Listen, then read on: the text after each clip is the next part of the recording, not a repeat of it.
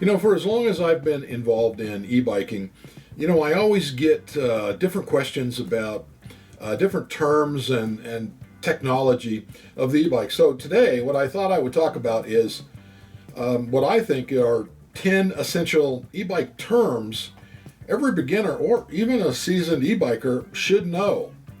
Number one, this term may seem self-explanatory, but many who are new to e-biking may not know the difference between an electric bike and an e-bike.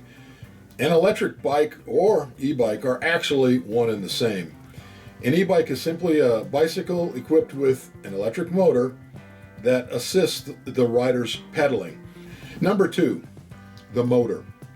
The motor is one of the main parts of any bike. It provides the power that helps push the e-bike forward. The two primary types of e-bike motors are hub motors and mid-drive motors. Which one is better for you depends on your style of riding and where you ride. Hub motors are located within the front or rear wheel hub. These motors offer a simplicity and a durability. In general, great for flatter areas. Now, the mid-drive motors, it's positioned near the bike's pedals, basically at the pedals. Now, these motors provide a more natural riding experience and efficient power delivery. In general, better for hilly areas and heavy riders. Of course, there are exceptions, but these are kind of the generalities of the two motors. Number three, the third term, torque. Now, torque sometimes is misunderstood. Torque is a measure of the motor's pulling power, essentially for overcoming hills, carrying loads, or accelerating quickly. A higher torque rating indicates a more powerful motor capable of handling more challenging terrains, heavier weights. Of course, it all depends on the complete setup, but that's the basic meaning of torque. The fourth term, throttle. Now, a throttle is a control that allows riders to accelerate without pedaling. However, the throttle is not present on all e-bikes. It depends on the classification you have. But a throttle can be a convenient component for starting from a standstill or navigating heavy traffic. Number five, pedal assist. Now, pedal assist is exactly what the term sounds like. Pedal assist is a mode that provides electric power when the rider is pedaling.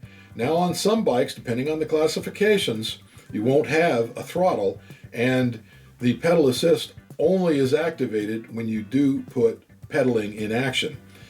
It's often adjustable with multi-levels, 1 through 5 or even 10, allowing the riders to customize the amount of electric assistance or pedal assist based on the rider's preference and terrain and a number of other factors, weight, what you're doing, that sort of thing.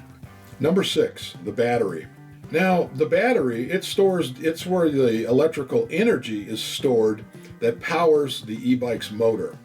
Usually, lithium-ion batteries are the most common types due to their high energy density and lightweight design, and also the long lifespan. Now, battery capacity is measured in watt hours, WH, and it usually determines the bike's range. Usually the higher the watt hours, the longer the range. Now there's a number of other factors, but that's the basic with the battery. And along with the motor, it's kind of the heart and lungs of the whole e-bike that you have. Number 7, range. Now, the range of an electric bike is the distance it can travel on a single charge. There are all kind of factors affecting the range that include, the battery capacity, watt hours, the motor power, how many watts that it has, the rider weight, the terrain, and of course the riding conditions. It's essential to consider your typical riding patterns when choosing a battery size. For me personally, I try to get as many watt hours as I can in the battery for the bike. Number 8, the controller. This is a term a lot of people hear, but they don't know what it is. The controller is the electronic brain of the e-bike, managing the power flow between the battery and the motor. It regulates motor speed, torque, and pedal assist levels, ensuring the best performance and efficiency. Generally, hub motors have a separate controller mounted on the e-bike somewhere, and mid-drive motors have the controller integrated into the motor housing. Number 9, display or monitor. Many e-bikes feature a display that almost most of them do now, that provides an essential information package such as battery level, speed, pedal assist level, and distance traveled, along with, there's all kinds of options, highest speed that you've attained, odometer, mileage, trip counter, that sort of thing. It's a clear and informative display that I think enhances the riding experience. So if you can get a monitor that has all these details in it, I kind of think it's worth it. Now we get into a term that I think we'll probably have to have a separate section on, but number 10 is the e-bikes are rated as class 1, 2, and 3. Here in the United States, they categorize electric bikes into these 3 classes based on the motor power, speed, and capabilities, and throttle, and that sort of thing. So the real basic on this is class 1. It's a pedal assist only, no throttle, with a maximum motor power of 750 watts. Now number 2, again, these are very basic. Class 2 is equipped with a throttle and a pedal assist with the maximum motor power of 750 watts. And class 3 is pedal assist only with a maximum motor power of 750 watts and a top speed of 28 miles per hour. Now keep in mind, these are general classifications, and they're mostly for the road. When you go off-road, a lot of these classifications can be upgraded. But generally, in most of the state parks, they allow class 1 and 2, generally speaking.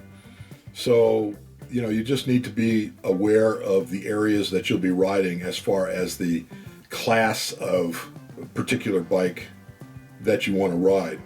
Now, some of these bicycles have overrides where if you do go off-road, you can change the settings to go a little faster. Myself, I don't see any need to go faster than 28 miles an hour, but there are e-bikes that have 1,500 watt motors and that sort of thing. So you just need to check with your area, and before you purchase, you want to just know what type of riding you're going to be doing, whether it's off-road or whether it's commuting or long-distance on-road. Now, understanding these terms will make it a lot easier for you to make an informed decision when choosing and riding an electric or e-bike. By considering your specific needs and performances that you need, you can find the perfect e-bike to basically enhance your commuting or recreational experience.